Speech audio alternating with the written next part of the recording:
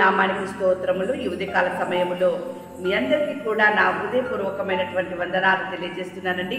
ఈ దినము దేవుడు మీతో మాట్లాడుతున్నటువంటి మాట ఏంటంటే, యెహోవా నీకు తోడై ఉన్నాడు, యెహోవా నీ కుటుంబానికి తోడై ఉన్నాడు. చూడండి ఎంత చక్కని మాట. ఇదిగో దేవుని నివాసము మనుషులతో కూడా ఉన్నది, వారాయన ప్రజలయ్యుందురు, దేవుడు తానే వారి దేవుడై ఉండి వారికి తోడయుండును. దేవుని యొక్క నివాసము నీ కుటుంబంలో ఉండాలి, నీతో ఉండాలి. అప్పుడు దేవుడు నీకు తోడై ఉంటాడట. చూడండి వాక్యం సెలవిస్తా ఉంది. యెషయా గ్రంథము 41వ అధ్యాయము 10వ వచనములో వాక్యం ఈ రీతిగా ఉంది. ఎంత చక్కగా దేవుడు మాట్లాడుతున్నాడంటే, నేను నీతో చెప్పి ఉన్నాను, నీకు తోడై ఉన్నాను, భయపడకుము, నేను నీ దేవుడినై ఉన్నాను, దిగులు పడకుము, నేను నిన్ను బలపరుచును, నీకు సహాయము చేయువాడను నేనే, నీతి అను నా దక్షిణ హస్తముతో నిన్ను ఆదుకొందును. ఎంత అద్భుతమైనటువంటి మాట. ఎందుకు నీవు భయపడుతున్నావు? నా స్థితి ఏమైపోతుందో, నాకు ఏమి జరుగుతుందో అని ఎందుకు టెన్షన్ పడుతున్నావు? దేవుని యొక్క నివాసము నీ దగ్గర ఉంది, నీ కుటుంబంలో ఉంది. నువ్వు భయపడాల్సిన అవసరం లేదు. ఆయనే నీ దేవుడై ఉండి నీకు తోడై ఉన్నాడు.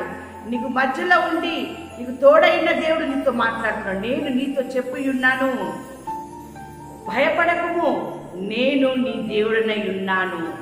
దేని విషయమై నువ్వు భయపడుతూ ఉన్నావు? నీ కుటుంబం విషయమా, నీ పిల్లల విషయమా, నీ వ్యక్తిగత విషయమా? అయ్యో నా బ్రతుకిలా అయిపోయింది, నాకు ఎప్పుడు ఏమి సంభవిస్తుందో తెలియనటువంటి పరిస్థితిలో ఉన్నాను అని చెప్పి భయపడుతున్నావా? దేని విషయంలో కూడా నీవు భయపడకు, దేవుడు నీకు తోడుగా ఉన్నాడు. దేని విషయంలో కూడా నీవు దిగులు పడకు, ఆయన నిన్ను బలపరుస్తూ ఉన్నాడు. బలపరచడమే కాకుండా, ధైర్యపరచడమే కాకుండా ఆయన నీకు సహాయం చేస్తూ ఉన్నాడు. దేవుని బిడ్డలారా, ఇంత గొప్ప దేవుడు నీకు తోడుగా ఉండగా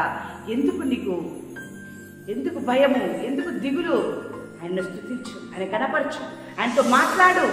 ఆయన నిన్ను పిలుస్తూ ఉన్నాడు, ఆయన నీతో మాట్లాడుతున్నాడు, ఆయన నీతో నీకు చెప్తూ ఉన్నాడు. నీవు ఆయనకి మరలా సమాధానము దయచేయి. దేవుని బిడ్డలారా, ఇంత ఈ రీతిగా దేవుడితో మాట్లాడుతూ ఉన్నాడు. నోవాహు ప్రకటిస్తున్నాడు, ఇక్కడ గొప్ప వర్షము రాబోతా ఉంది, జల ప్రళయము రాబోతా ఉంది, మనం ఓడని తయారు చేద్దాము అది ప్రకటిస్తూ దేవుడు సువార్తను ప్రకటిస్తున్నాడు. సమయంలో ఎంతో మంది కూడా నోవాహు ఒక మాటని నిర్లక్ష్యం చేసి ఉన్నారు, పెడచెవిన పెట్టి ఉన్నారు. దేవుని పెట్టారా? కానీ నోవాహు మాత్రం దేవుని మాట విన్నాడు. నేను నీకు తోడుగా ఉన్నానయ్యా, నువ్వు ప్రారంభించు అని ఉంటాడు దేవుడు. అమ్మో ఇంత పెద్ద పని నేను ఎలా చేయగలుగుతాను అనుకోవచ్చు. నువ్వు దిగులు పడకు, నేను నీకు సహాయం చేస్తా కదా, నువ్వు కానీ అని చెప్పి అని ఉంటాడు కావచ్చు దేవుడు. దేవుడు బిడ్డలారా, దేవుని మాట వినకుండా, దేవుని మాటలు మీరు వినబడుతున్నప్పుడు సనుక్కుంటూ గునుక్కుంటూ మీరు ఉన్నట్లయితే మీ బ్రతుకు, మీ పరిస్థితి దేవుని బిడ్డలారా భయంకరమైనటువంటి స్థితికే వస్తూ ఉంది. భయంకరమైనటువంటి స్థితి. చూడండి వాక్యం సెలవిస్తుంది కదా, నీది మీద కోపపడిన వారందరూ సిగ్గుపడి విస్మయం పొందుదురు, నీతో వాదించువారు మాయమై నశించిపోదురు. నీతో మాట్లాడుతున్నాడు. నీ గురించి ఎంతమంది వాదిస్తూ ఉన్నారు? వారందరూ కూడా మాయమై నశించిపోతారట. నోవాహు దినములో జరిగింది అదే కదా. జల ప్రళయములో ఎంతమంది నశించిపోయారు, ఎంతమంది మాయమైపోయారు. దేవుడు నోవాహు కుటుంబానికి తోడుగా ఉన్నట్టు, దేవుడు నోవాహు కుటుంబాన్ని ధైర్యపరిచినట్టు, దేవుడు నోవాహు కుటుంబానికి అన్ని కూడా సమృద్ధిగా ఇచ్చినట్టుగా దేవుడు ఈ రోజున నీకు, నీ కుటుంబానికి తోడై ఆయన నీకు సమృద్ధిగా అన్ని కూడా అనుకూలపరచును గాక. ఆమేన్.